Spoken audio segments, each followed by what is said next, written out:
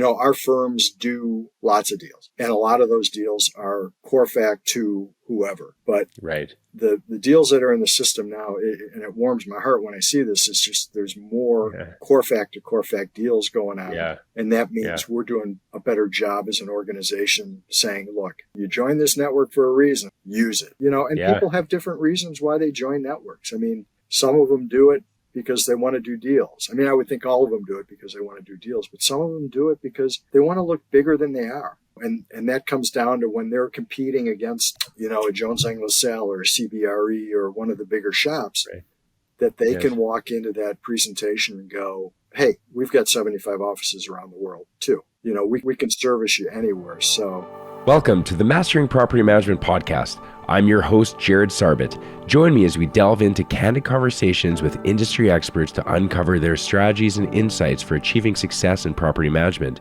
Whether you're a seasoned pro or just starting out, let's elevate your property management skills together.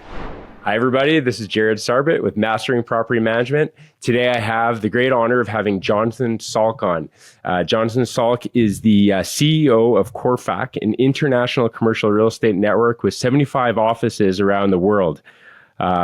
He brings tons of value, connected globally. And Jonathan, thank you so much for coming on the show. My pleasure. Awesome. So Jonathan, why don't you kind of take me through, a little bit of your story to begin? What got you into the world of commercial real estate in the first place? What are some of your major milestones along the way? How did you reach your current level of success as CEO of CORFAC? Yeah, thanks, Jared. So it's not a normal journey. And the first thing I'll say as a qualifier is I'm not a practitioner. I've been in the commercial real estate space for about 35 years. So I understand the business, but I'm not a transaction guy. That said, when I got out of grad school many years ago, my dad kept on saying, you got to go down to this building on the University of Chicago campus and check it out, because I thought I was going to get into government work. And there were all these different not-for-profit associations. So long story short, I ended up working 7 years for a group called the American Public Works Association, who I met my mentor there, and she ended up going to the CCIM Institute. I don't know whether you're familiar with that, but it's a designation in commercial real estate. Sandy Schindelman, one of your past folks, holds that. Yes.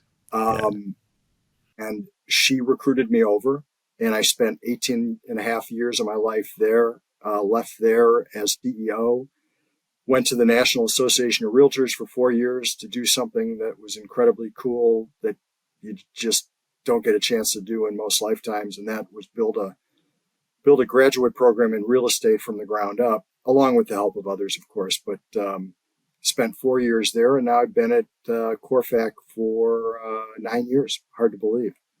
So it's been a fun ride. And if you had asked me 40 years ago whether I thought I'd be a not-for-profit association guy, I would have looked at you and said, what the heck is that? So it's been fun. Amazing. And so personally, again, you've kind of climbed the ranks quite well, been in some very senior roles along the way. What are some of your personal character qualities that you think that got you to the heights that you have? I don't take things too seriously, and that's not meant to say that I don't take my job or my kids or my grandkids or my life seriously, but I don't overreact typically. I think if you talk to my family, they'd say I'm pretty even keel most of the time.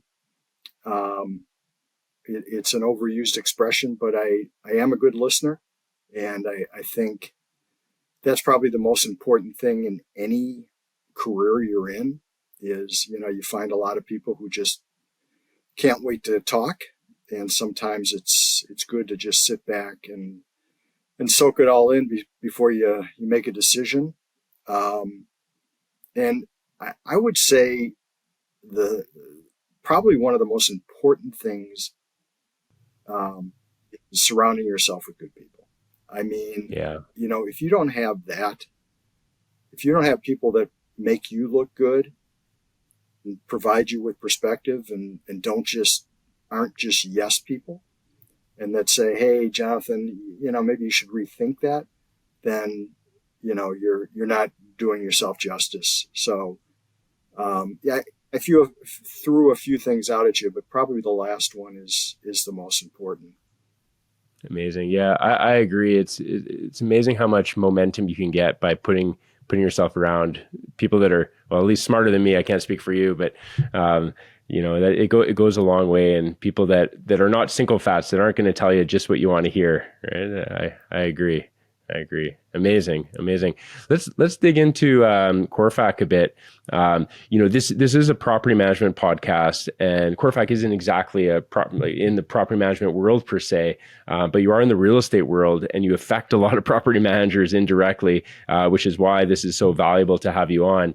Tell me more about how CORFAC benefits the privately held commercial real estate firms. And why would someone become a member of CORFAC? Yeah, and I don't know whether this is important or not, but CORFAC is 35 years old this year, and its roots are in SIOR, which is another designation in commercial real estate, which Sandy Schindelman also holds that designation. Mm-hmm. But 36 years ago, there was a small group of SIORs sitting around an SIOR conference, and they said, we think there's room for another network. And I would say the main reason for that is they didn't want to get, and this is not a slam at the bigger networks, they just didn't want to be in, the, what's the word I'm looking for? Just something that was so big that they couldn't accomplish what they wanted to accomplish. And our members are fiercely independent. So when a firm joins, they want to maintain their name. They want to maintain their identity.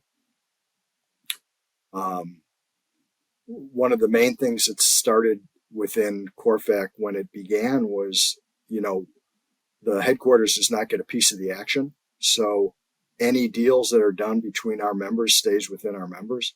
And that's always been true of CORFAC and always will be. While we are not a property management per se network, so I've been here 9 years. I would say in that 9 years, our firms that do property management has grown dramatically to where now probably 30 to 35% of them do property management. So while the roots are in SIOR, which would infer that it's office and industrial, we have a big presence at ICSC in Las Vegas. Our retail side is growing. Our property management side is growing. Our development side is growing. So while the basic food groups, office, industrial, retail are the ones that still are what the majority of our firms do, we have started to do all those other things that I mentioned. And I would say, and it's probably an overused phrase, but our members like each other a lot. And yeah, you join a network because you want to do deals together, but I can't tell you how many of our members just go on vacation together and have cocktails together and just like being together. Every bit as important as doing the deals. And I think if you ask Sandy this question, he would say is sharing best practices. So, knowing that someone can go into the database and send a note out to all CORFAC members and say, hey, I'm having this issue. Have any of you guys ever had this issue? If so, can you help me out? Or I could use a sample lease agreement. Can someone send me one?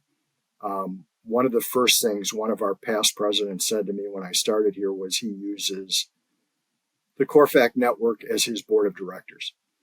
So if he's got an issue or a problem like I just mentioned, he knows that he can fire something out to the entire network, and within 24 hours, he's going to get 10 or 12 responses back. So I rambled a little bit there, but no, not at all. There's a ton of value there.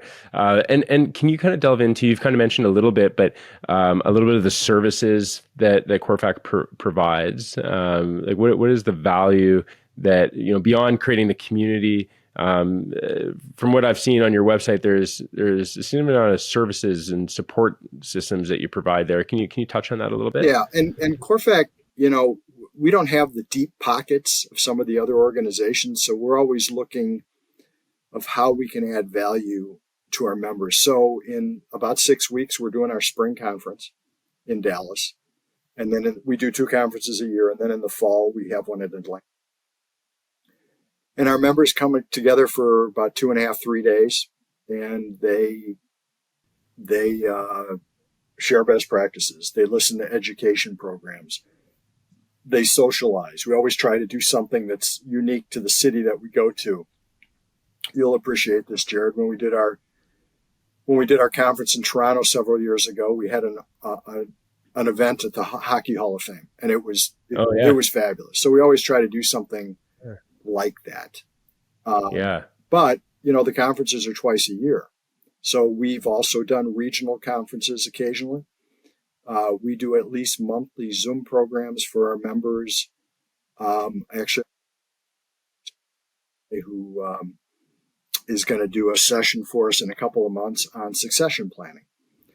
A lot of the guys who run our companies look like me. They're not getting any younger, and they're trying to figure out, okay, what's going to happen? How am I going to provide a piece of the company to some of the younger guys who are here? So we'll do sessions like that. We'll have an economist come in and do a session. We'll do sessions specifically on retail, occasionally on property management. So, and we've worked out deals with different technology companies and education companies where, because you're a CORFAC member, you get 10% off on a product or service. So we're always looking for stuff like that. And a lot of our firms do market reports too, which they share with all the other offices in the network. So that keeps people up to speed. And in our conferences, we do deal making sessions where we talk about deals in the network and how they came about and how they evolved. So again, I feel like I'm rambling here, but no. This is good. This is what the listeners need to hear. They need to know why they would become a member. So very good. Thank you. You guys are in 70 countries, correct? Well, we're not in 70 countries. The majority of our firms are in North America. Okay. But we have offices. So I would say 2/3 of our firms are in North America, including Mexico, the U.S. and Canada. And then the remaining third are in primarily Europe, but we're growing quite a bit in Asia, in Latin America, which is exciting to watch. And, it's funny, when I started 9 years ago, and the thing I like to do most is business development. Right. And when I started 9 years ago, most of the looking for new firms was outreach by me. And I still do that, but it's really fun to see how so many firms are coming to us now and saying, I heard about you through Jared's podcast. I saw you on social media. I did. And it's helped us grow. I mean, we added 9 new firms last year. We're about to add within the first couple months of this year another 3 or 4. So it's fun to watch. And, we're not just looking to put dots on a map. I mean, we're really, when a firm approaches us or we approach a firm, they submit an application. We have a Zoom call and talk with them. And then if it feels right for both sides, we will go to that firm in whatever market they're in, and go visit with them for a day, and we'll have dinner and we'll talk with them, because it's got to be right for both sides. So it's been fun watching the growth all over, domestically, internationally. As I said, we're growing in Europe a lot. We do regular Zoom calls probably every other month with our international members just to keep them in touch with one another. We do a summer European meeting where our European folks come together. It's been fun to watch, and it takes a while for people to get comfortable with one another, and it's happened a lot recently. Yeah, amazing. And thanks for correcting me. It's 75 offices that you have, but not Yeah. Okay. Yeah. Excellent. So what strategies does CORFAC employ, to stay abreast of the market trends, provide clients with the most up-to-date information in the areas of their real estate decisions? Well, at the risk of repeating what I said a minute ago, we do it at the conferences, Yeah. 2 conferences a year. We do at least monthly Zoom calls where we have topics on all sorts of Yeah. different topics. We occasionally do regional uh, conferences where people come together. As I said, a lot of our firms do market reports, which we share. Um, all of our firms. So, we do our best to try to keep people up to speed of what's going on um, at the national, international, regional, local level. Awesome. Awesome. Very good. How does CORFAC strategically expand its global presence? What challenges and opportunities arise when providing real estate services on international scale? Yeah, I would say, again, it kind of falls in with what's happened domestically. I mean, it's really interesting that more firms are coming to us and saying, I saw you, on social media. We also have our current international firms that have connections with other firms in other markets. So we're always challenging our firms to think. We use the expression hashtag think CORFAC first, to always think not only about if you got a deal, make sure you think about it using a CORFAC firm, but also are there other firms out there that might benefit or we might benefit by having them part of the network. Right. And I would say when I started 9 years ago, the international side was pretty strong. And we've had some really amazing chairmen of our international committee that have done a fabulous job of engaging our international members. And before, it used to be a long time ago, they would just see one another at this European summer meeting, or they would see each other at the conferences in the US. And, when COVID hit, it was, I don't think anybody's ever said this, it was almost a blessing because we started using Zoom and these people started seeing each other more. And Right. I would say the only thing different from the US in terms of cultivating more international partners is it's just taken time because they don't see each other as much. But now they see each other regularly, and they're getting to know one another and they're getting to trust one another and know that, Yeah. if they have needs in a different market, they're going to get the same service and quality that they would get if someone came to them, if that makes sense. Yeah, absolutely. Do you see a lot of trade and transactions being made internationally throughout CORFAC members? A lot more than there were just a few years ago. So, Wow. Are there the hundreds of deals like there are domestically? Not yet. We'll see at our spring conference coming up, we give awards for the biggest deals in industrial, office, retail, and international. And when we came up with the international one a few years ago, there weren't a lot to consider. And now we've got a bunch and it's exciting. Wow. So again, things have started to grow, not only international to international and domestic to domestic, but domestic to international. I would say not many years ago, some of our members were in the mindset like, I'm never going to do an international deal. And that's changed. We got a great group internationally, just like we do domestically. Yeah. What do you think has changed? Is it because CORFAC has opened up that market for them, or is it because just the global access to different international markets has changed, or why do you think that's changed? I think it's as simple as getting to know one another, because as I mentioned, before COVID, when you were having conference calls, they were your old school conference calls. I mean, you weren't seeing people, and now you're seeing them. And when you see them every couple of months on a Zoom call, when you're giving updates on different markets, people start to go, "Oh yeah, I remember him. you know what? I've got a potential deal that's going to come up in that market soon, and I think it's just familiarity. Um, and the other thing, and it's been fun to watch from the business development side or the business deal side, is the number of deals that are being done now, CORFAC to CORFAC. Our firms do lots of deals, and a lot of those deals are CORFAC to whoever. But Right. the deals that are in the system now, and it warms my heart when I see this, is just there's more Yeah. CORFAC to CORFAC deals going on. Yeah.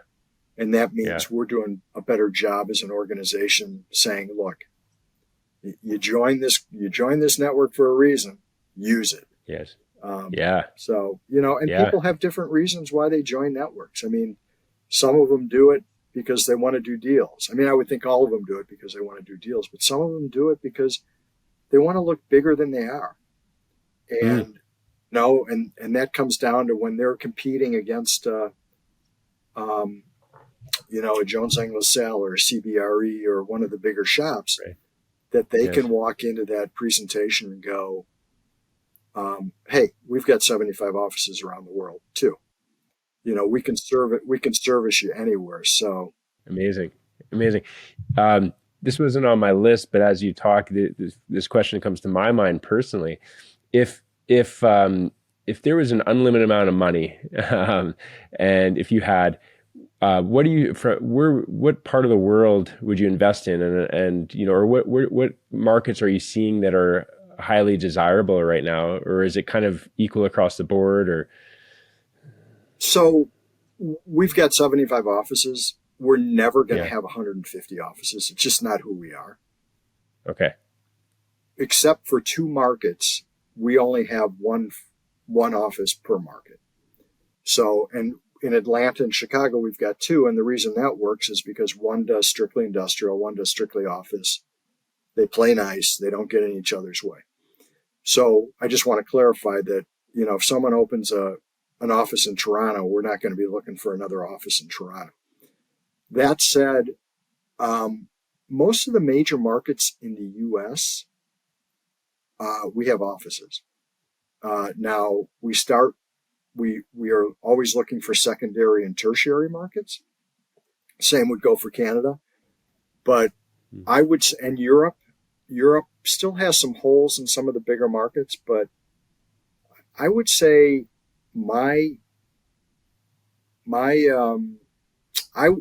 if I had unlimited funds, I would really focus on Latin America and Asia. We have some great firms. Some have been around for a while. Some are newer. We're just starting to see that percolate, and it's interesting because some of that is me seeing firms at different conferences that I go to that could potentially join, but a lot of it is our firm saying, "Hey, I know a guy in South America, or I know someone in Central America. Let me connect you." So. And I would say if I had unlimited funds, I would try to find some sort of product or service that would benefit the majority of our members, that CORFAC could pick up the cost of, whether it was something we had to spend $100,000 on a year or $200,000. The only issue with something like that is, if you're part of one of the bigger brokerage networks, you can tell your firms that, hey, we're purchasing this for you. You're going to use it. Our firms are independent, So the challenge becomes, if you found a product or service like that, how many firms are going to use it? So, Right. And is it money well spent? So, Sure. anyway, Yeah. maybe more information than you wanted, but No, good answer. Good answer. Thank you. Awesome. So what can we see from CORFAC, looking forward to 2024, into 2024? What can the members be excited about?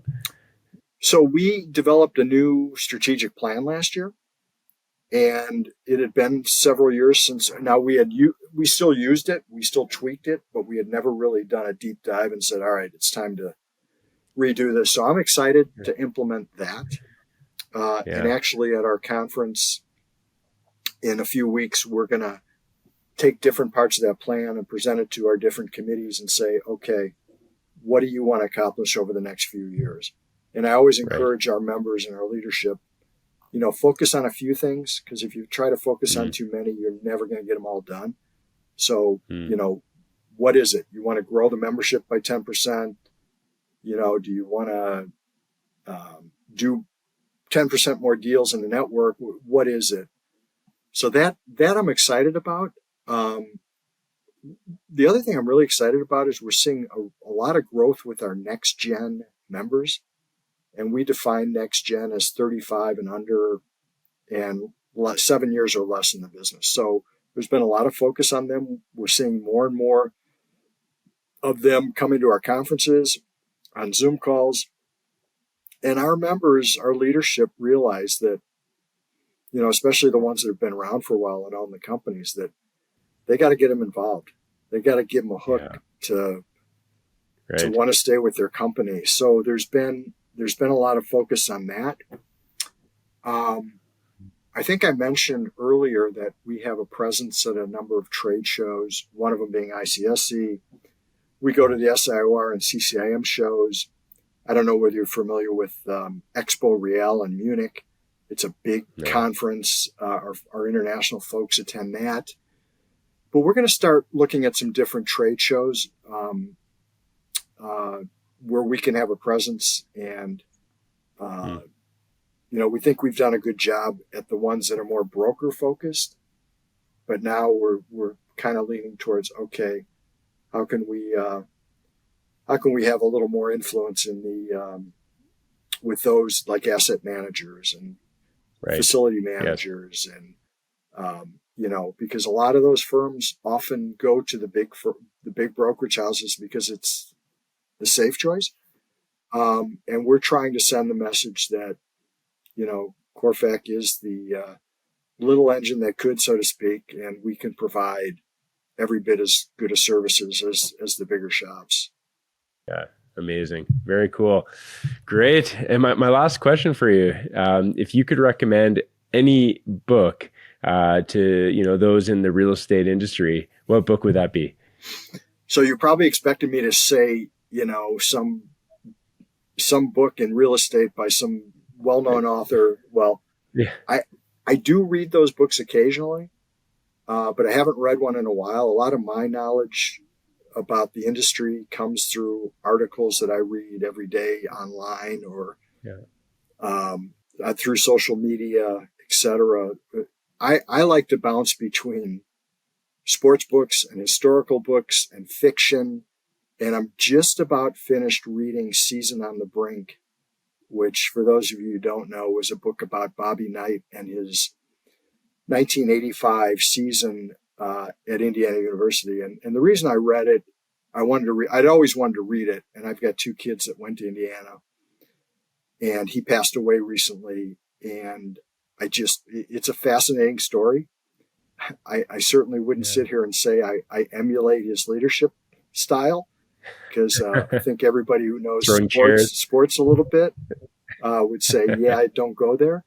But it's just a fascinating look at, him providing the insight for an entire season to this writer. And I think the next year they won the national championship, which was his last one. Oh, wow. So it was a year, I think it was 80. This took place in 85. I think they won in 86. But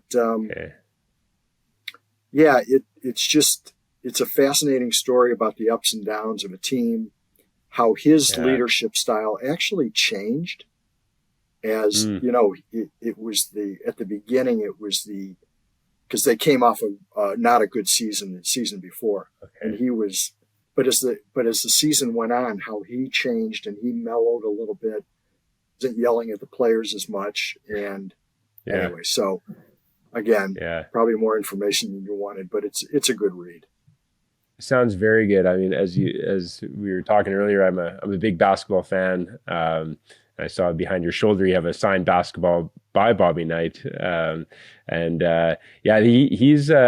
definitely an amazing figure in the basketball industry, and known for his temper, but I think that kind of overshadows his true ability to coach and lead.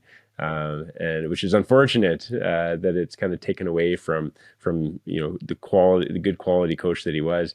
But what kind of leadership skills beyond his anger would you say really helped him lead that team? I think towards the end, he, some players just didn't take his style well, and they couldn't get past that because he was always beating up on them. But some just knew what they were getting. As I think the book, I think as the author referred to it as BK theater. So some of the players would know, here we go again. So for those players that kind of let it roll off their shoulders, I think it worked. But like I said, it's as the season went on, he started to mellow, and he started to kind of almost use a different leadership style for different players, knowing who could take what. But you're absolutely right. I was telling you this, Jared, before we came on, is when I was with CCIM, we had Bobby Knight speak at a conference. And one of the biggest thrills of my life was being able to sit down with him for an hour, one-on-one, as he signed basketballs. And we just talked basketball and Chicago high school basketball. And as you read the book, the author would say the same thing, that most people did not see that side of Bobby Knight. Just a good guy. And if you were a friend, he would fall on his sword for you. But if you turned on him and didn't support him, you weren't going to be his friend. So, yeah. Yeah, awesome. Well, thanks for sharing that. I think I actually have it on my shelf. Haven't broken into it, so you've inspired me. I'm going to have to do so. But hey, Jonathan, thank you so much for coming on. There's so much value there. Where can people find CORFAC or find yourself? What's the best place to connect with you? If you want the website, it's corfac.com. If you want to reach out to me, it's just Jonathan@corfac.com. Okay. And you're on LinkedIn too. I see you on there. I am on LinkedIn. Yeah. So feel free to reach out. Perfect. If you have any questions in general, if anybody might be interested in using CORFAC firms around the world to do business with, or even if you're interested in perhaps joining our network, be happy to talk. Yeah. Wonderful. Thank you so much, Jonathan. I appreciate it. Thanks, Jared.